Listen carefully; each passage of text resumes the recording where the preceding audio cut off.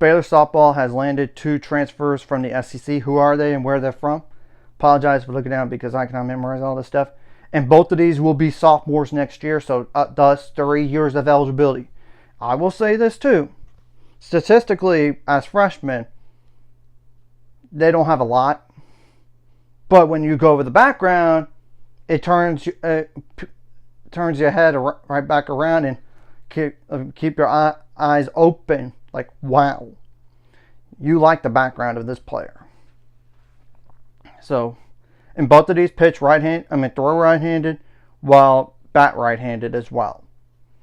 First one is Samaya Jones from LSU, 5'3" tall as an infielder. She's from Pearland, Texas, where she attended Glenda Dawson High School. And I will say she played in 27 games, but she only had like 2 at-bats. So thus, she was more of a pitch runner / courtesy runner, and she did not record any fielding stats, by the way. Just to make that clear, and in one of those at bats, she struck out, and she did score 13 runs. So as you can tell, courtesy runner / pitch runner, and she did steal 5 bases out of 5. She did, and obviously no slugging percentage as well. No balls, no ran into a double play or on base percentage. Anything like that. But I will say about Samaya Jones, you would be impressed with her background. She was ranked number 2 by Max Preps at a high school and was the offensive MVP during her sophomore and junior seasons. She was also named first team all-district as a junior. She played club ball for Hot Shots and was named a PGF All-American in the summer of 2021 with the 16 and under club. She helped Hot Shots Nationals win the Oklahoma City Top Club Championship and the Colorado Sparkler National Championship. Now the other player is from Tennessee, and that's Peyton Tanner, and she's 5'6" tall as a pitcher. She's from Lake Jackson, Texas. She attended Brazos Wood High School, and I know she only pitched 25 innings in total, 2 starts, and 9 appearances in overall. She's 3-0 in terms of wins and losses, 3.36 ERA. She had 1 complete game, 1 shutout out of 2. She did give up 15 hits, which a third of those were home runs, 2 doubles, and the rest were singles, obviously. And 16 strikeouts, 12 bases on balls, 12 earned runs allowed, which was the same number as runs period on that. And batting average against her was .170, which was pretty good. 1 wild pitch, 2 hit by pitch, 1 sacrifice fly allowed. I will say, coming out of high school though, she's very impressive in /travel ball. She was number 4 in the 2024 Extra Lead 100 national rankings, which is pretty good. Selected as the 2024 PGF All-American, tabbed to 2023 Extra Inning 18 and Under Summer Team, named to the National Fast Pitch Coaches Association in FCA, National All-Region Second Team. She was voted to the Texas Sports Writers 6A All-State Team. And through 3 seasons, she had a record of 65 wins and 12 losses with 820 strikeouts and 494 innings pitched against Texas 6A teams, notching 12 no-hitters and 19 one-hitters. That's pretty impressive to me. And I know statistically in college she's not done it as much, but I do think both of these players are really high upside players.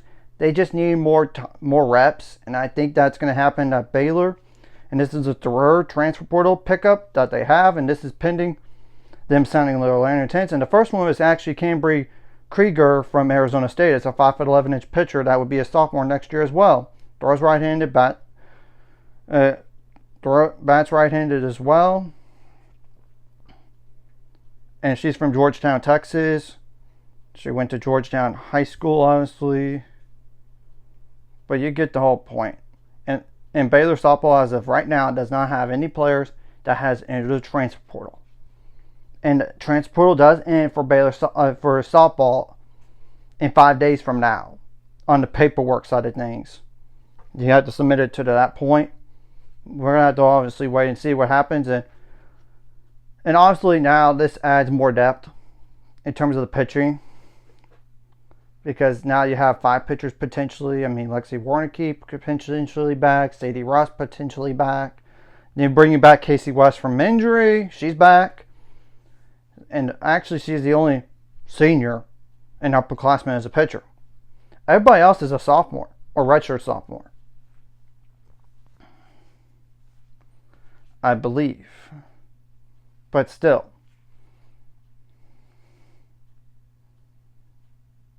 it's very high upside for years to down the line potentially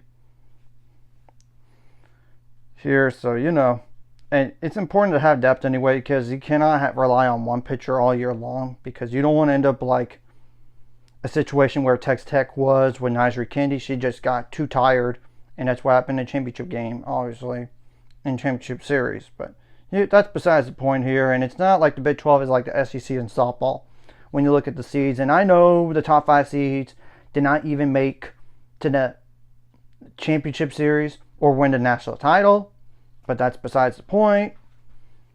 And only one team in the Big 12 that made it to the Super Regionals or further, and that was Texas Tech, and they went to the championship series besides the World Series and all that. And obviously Arizona did host as well. But look at the transfer portal for them. I mean, it's a lot of players gone. But that's besides the point here. And you know, every time Baylor softball has had a down year, they bounce back to usually the next year.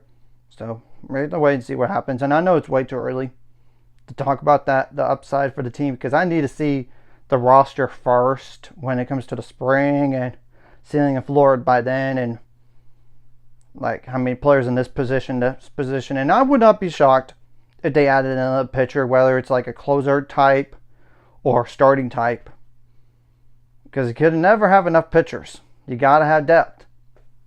And I wouldn't also be shocked if they decided to fill in some needs at like whether it's an infield or outfield as well, just to get yourself better, or even like catcher, because you know they did lose some players that were seniors last year at those positions. So we're gonna have to wait and see what happens from here. So anyways, if you like this content, hit the like and subscribe. See you guys later on the road to 800 subscribers. Of course, ultimate goal is 1,000 more. So my money, of course, like video, comment video really helps YouTube algorithms. So more people see us, sharing the video does help as well. So more people can watch. And if you're watching and hit subscribe button, it's free, the notification bell as well. And welcome to Baylor Nation, Samaya Jones and Peyton Tanner. And hopefully you do play more at Baylor in terms of like not just starts, but overall as well. But this is all TBD, of course, because you got to earn it.